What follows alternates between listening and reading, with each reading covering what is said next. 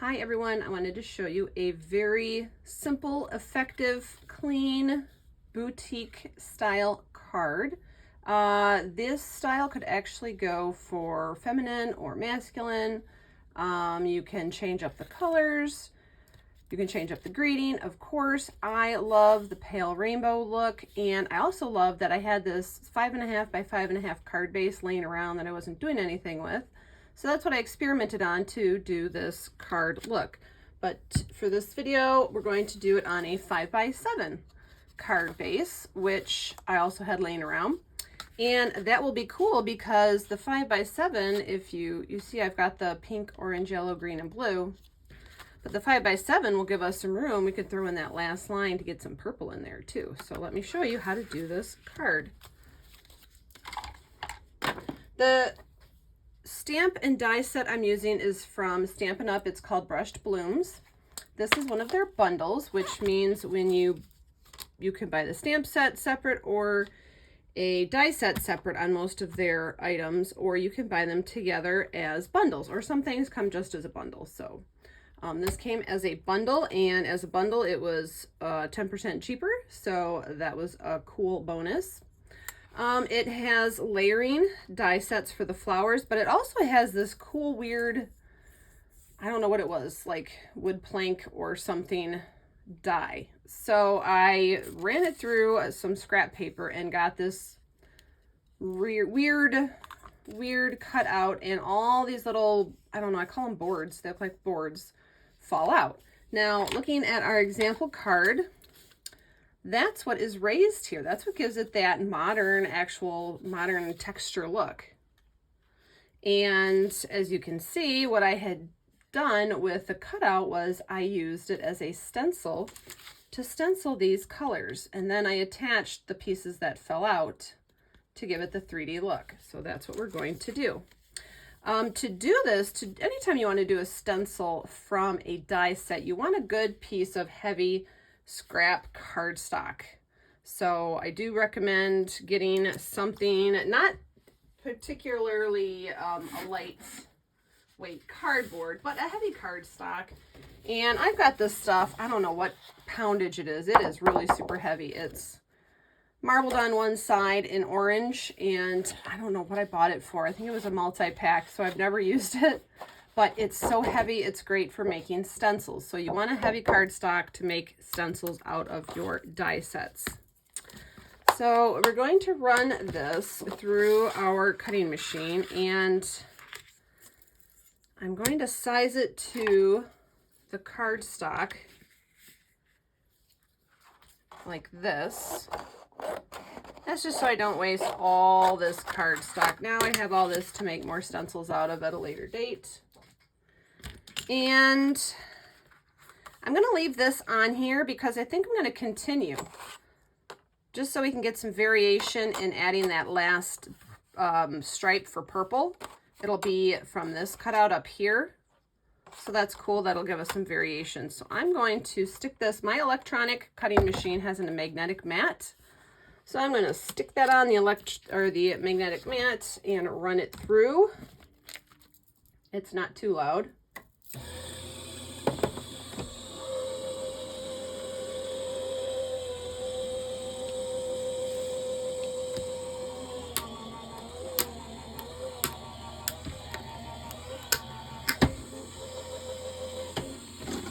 Okay. So when you take this out, carefully poke your fingers into those spots there to keep those wood grain spots in their original location. And then I'm just going to move this down, and I'm going to lose I'm going to lose this one down here, but I don't care. 3 extra is plenty to finish off this rainbow style on our card. And we'll run it through again.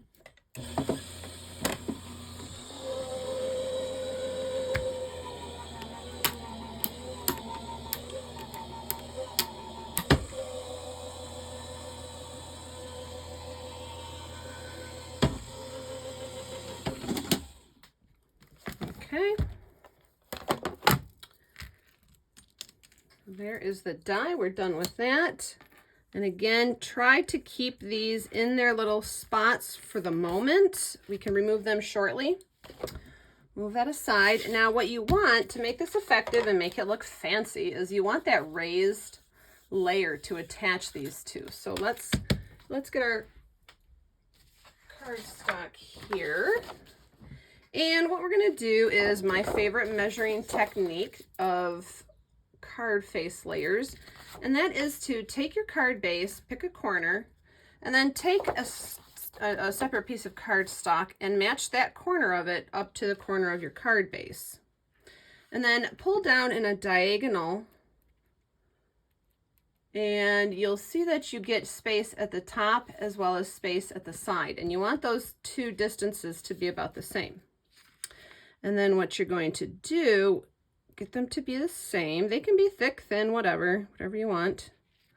And then I take a pencil and I will mark however wide this distance looks is however wide I'm going to measure from this side in on that cardstock. And then whatever this distance looks like, I'm going to measure from the bottom up down there on that end of the cardstock. Then I'm going to remove my card base and get it out of the way so it doesn't get messy.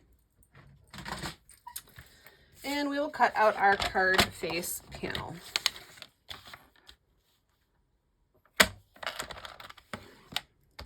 We don't need that one, that was the scoring wheel.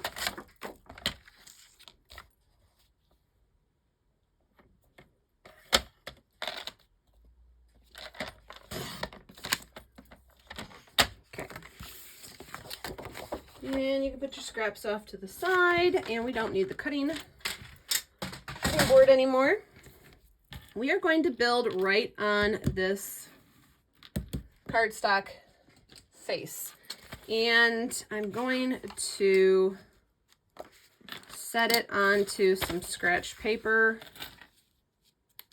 and with some purple tape, or you can use washi tape or whatever, some low tack tape. We're going to center. I like using my scratch leftover grid paper because then I can follow the 1/4 inch marks and make sure things stay straight. So I'm going to tape this down, just a little bit of tape. It doesn't need much. Okay, like that. Very, very little. Now, back to these. What you want to do is take them out one by one and keep them in the order in which they were cut.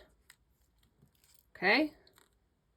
And set them off to the side so that they remain in that order.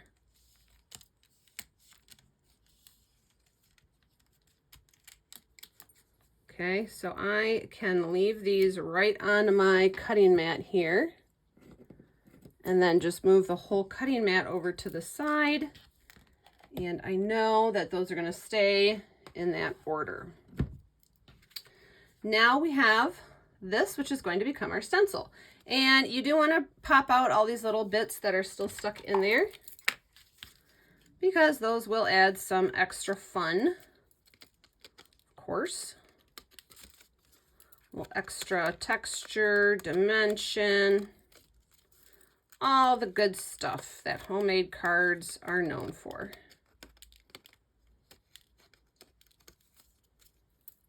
Okay, make sure they're all off the back. And of course, get them off your card base. Okay, now you want to figure out, of course, centering this. So you can measure it out, you can eyeball it, whatever. I'm just going to eyeball it. I can see that, okay, based on the top edge of this opening, if I line the bottom edge of the top edge of this stencil right at the top of my card base, that's about a 1/2 inch distance right there. So going down to the base of my card, I'm going to want my final stripe to be about a 1/2 inch from the bottom of the card up as well to try and center it. Now right now, That one is not going to be, it's going to be just about maybe 1/4 of an inch. So that would be kind of noticeable. So I can either raise it up or I could raise it down and eventually get rid of one of those. So remember, so what do we want for the rainbow, right? Pink as our red, because we're doing a pale rainbow. You can do any colors you want, but I want to do a pale rainbow. So pink, orange, yellow, green, blue, purple. So that's 6. So we need 6. So let's make a pencil mark. 1, 2, 3, 4, 5, 6. Oops. Of course, we got pencil onto our card base. That's okay. We can just erase that. Okay.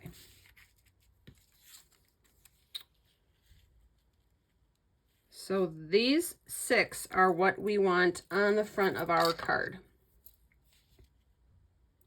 So now we're just going to play to get it centered.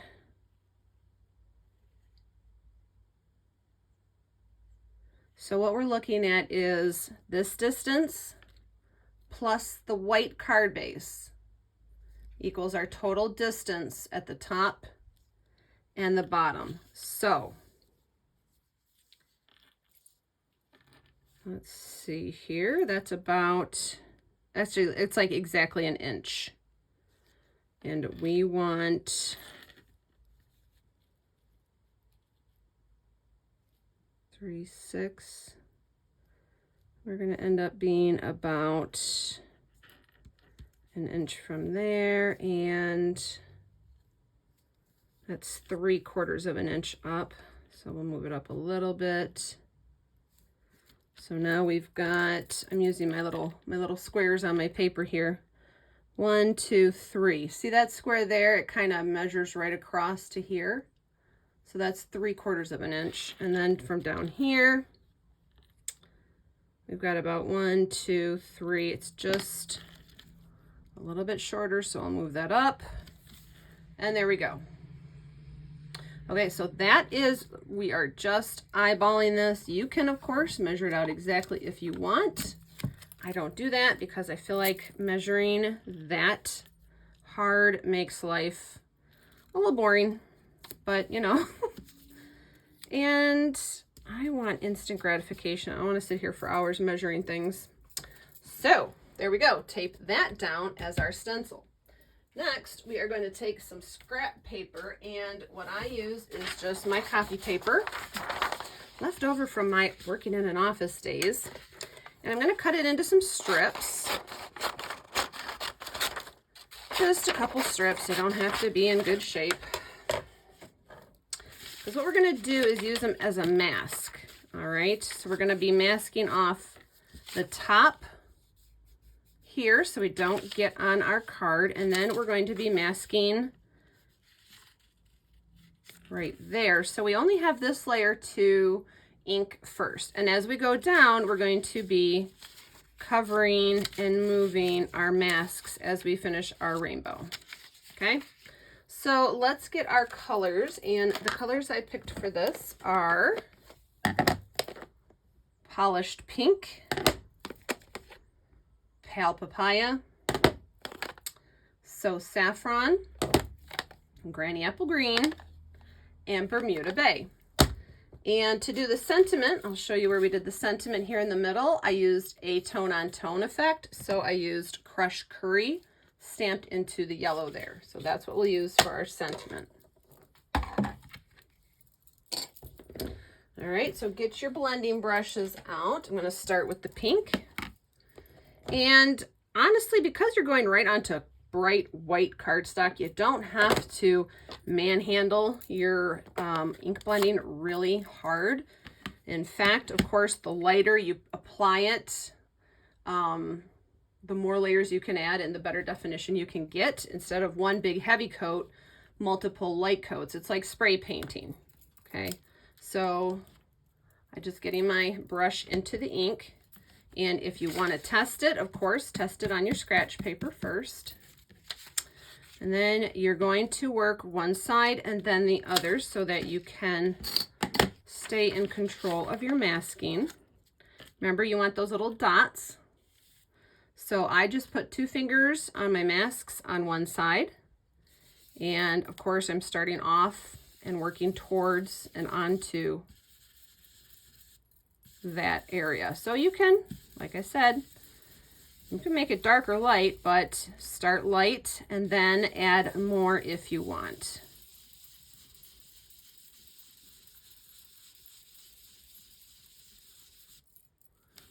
Okay, so there's light. And I think we will go back probably and do another dark layer, because when I did the first card, I liked it, but I really think I wanted brighter color. I don't know. I like them light and I like them dark. It's hard to say. Next, we'll go to our orange layer and move your mask down. Make sure you cover those little dots that are part of the block behind it. There we go. And hold those firmly down. If you don't want to risk getting that pink into the orange you're going to do, just manipulate your mask. You can flip it over, turn it around, cut another one. If you don't mind the colors mixing, then just go for gold.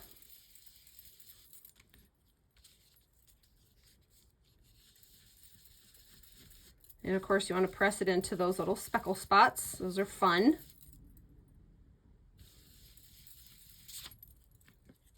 And then just move your fingers over as you go. Like I said, I like to work at one end and then the other, and then just like meet in the middle.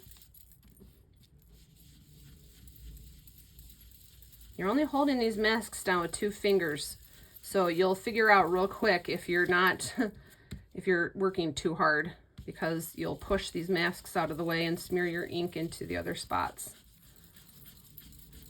Okay.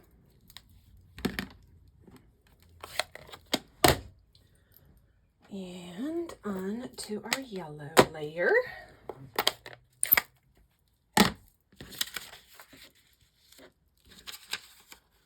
And again, if you don't want to mess with smearing your colors, flip them around.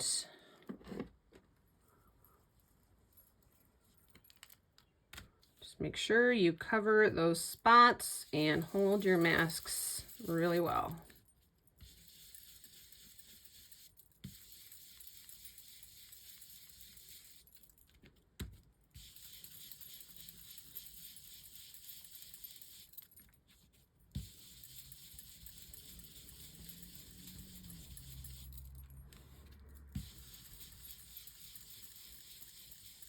Okay.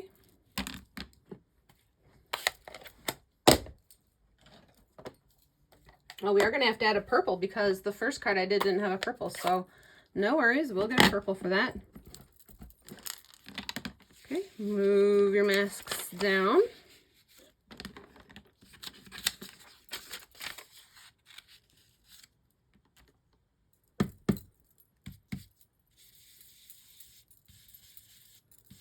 Remember, you can always add the ink, but you can't take it away.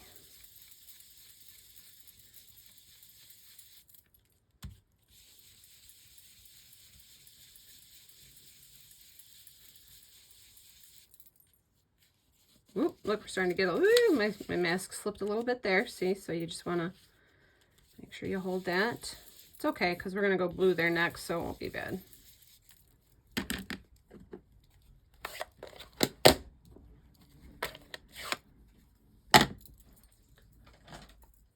Let's see here, blue.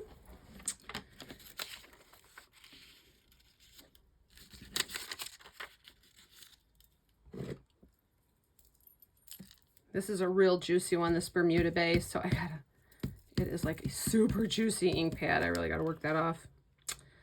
Okay, light hand with this one. I think I got it a little too dark on my example card, and that's why I was like, well, maybe I should have done the other color super dark too. But again, that's only because I got it really dark on that one. But it's a cool color. I love this. I never thought I'd like this color. You know, everyone talks about it. I'm like, oh, it's a trendy color. I love it. All right, for our purple, we're going to use Highland Heather.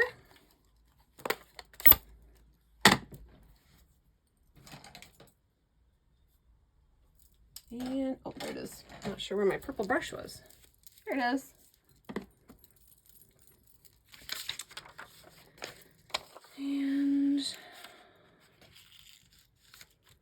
will be our last one down here.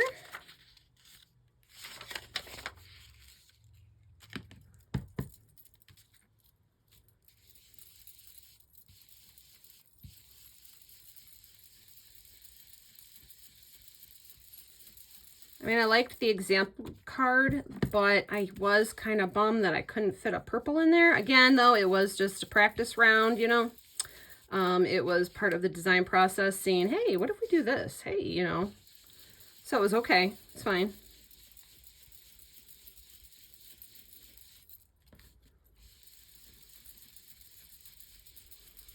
But I like the fact that we were able to add purple to this one.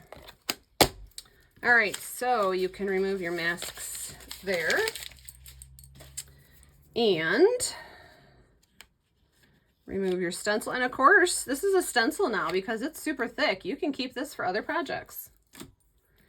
And there is our very cool abstract color blocking. Next thing we're going to do is very carefully, we're going to pull in our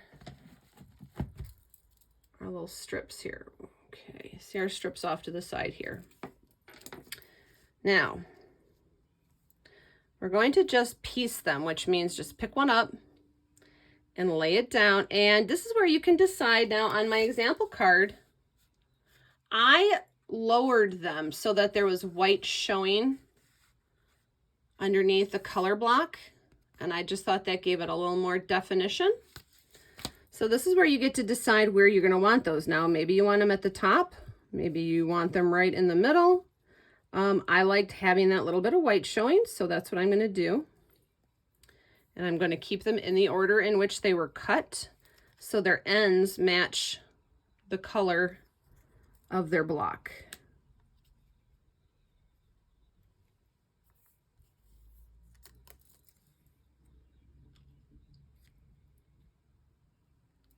Oops.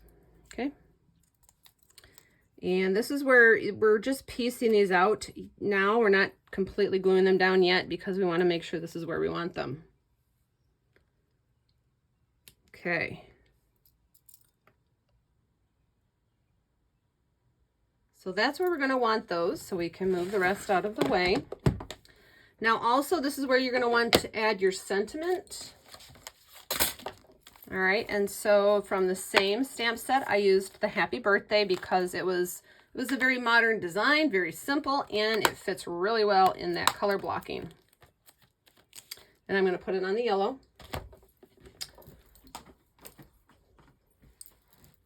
And it is a foam stamp, so I don't need a stamping platform. I just need to smoosh it into my ink. You can use your stamping platform if you want, of course. So this is where I'm using the tone on tone. I'm using the crushed curry to stamp that Happy Birthday. Maybe do a test stamp so you know you don't have ink on the around the lettering. But if you do, I just will take my fingernail and rub it off.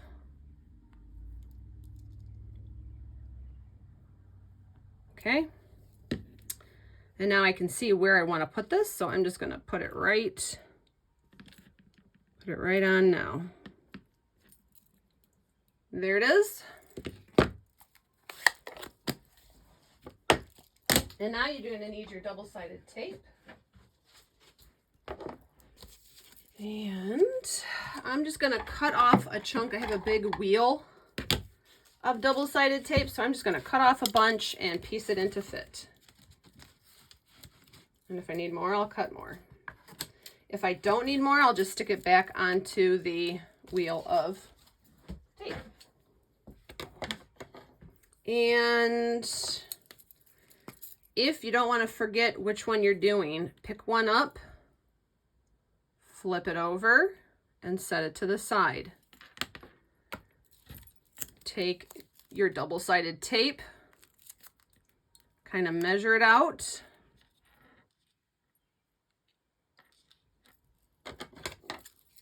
Cut it off, and then cut it in half. You only need half a piece, and this of course saves you some, so you can get 2 pieces out of it. And then you just stick it on.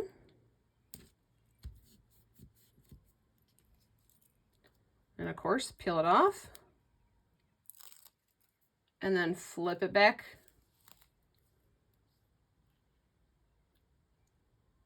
And stick it down. And again with the next one, pick it up and flip it. Take your extra piece of foam tape, stick it on. Got a little stringer there, so get that off. Peel it off. And then flip it back the other way. And there we go.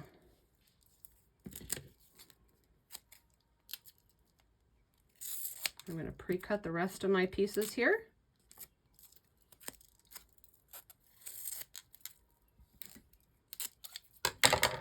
And continue my way down the card.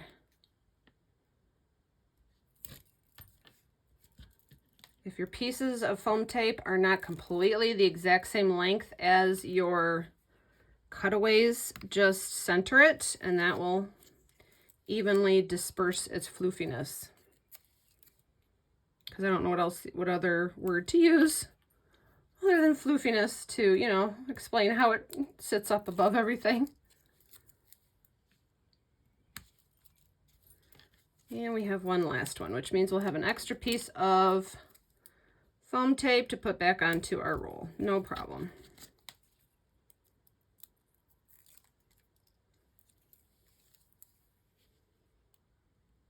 And there we go. All right, so now we can remove our card layer from our scratch paper. I don't know what that is. What's that? Oh, that might need the sand eraser.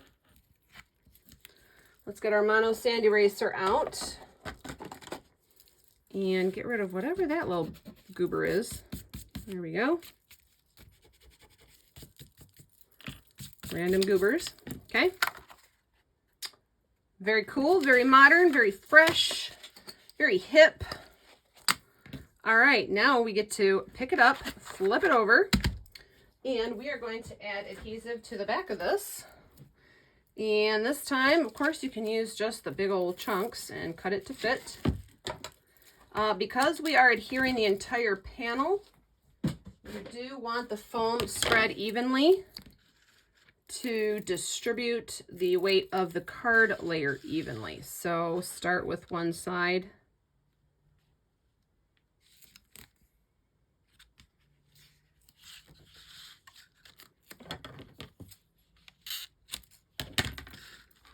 Okay, and we'll switch over to the other side. I like to do the sides and the middle. I don't like to randomly do it. I like when I'm doing an entire panel like this, I like to have it very evenly dispersed. So.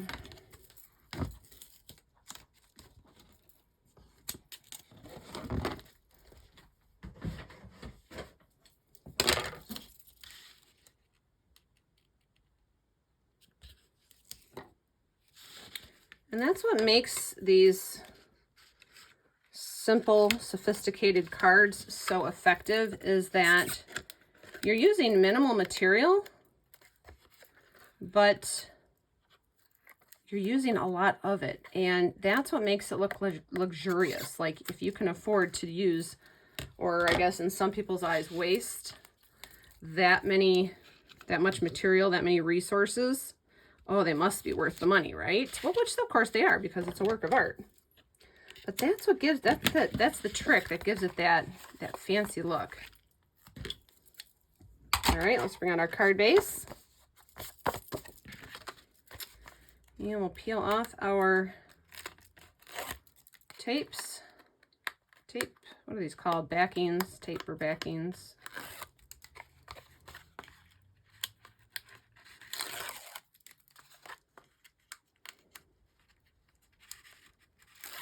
There we go. Make sure it's the right way up. And apply to your, that's all, got some smudge on it. Let's use the other side. And just center it. And apply it. And there we go. Very simple, sophisticated 5x7 card, and that is a very adult card. I love that card. And you know, you guys know me, simple is not my thing. I like them over the top, but I couldn't help but not do this one. So I hope you like that. If you like this video, of course, please give it a thumbs up, and don't forget to hit the subscribe, and there should be a little bell on there somewhere so that you are notified every time I post a new video. Thank you so much. My channel is just getting started, so I appreciate you stopping by. I hope you like this, and check me out also on Instagram at Scrappy Stamp the Fun Up, and also on Facebook, Stamp the Fun Up over there as well. Thank you so much. I'll see you soon. Bye.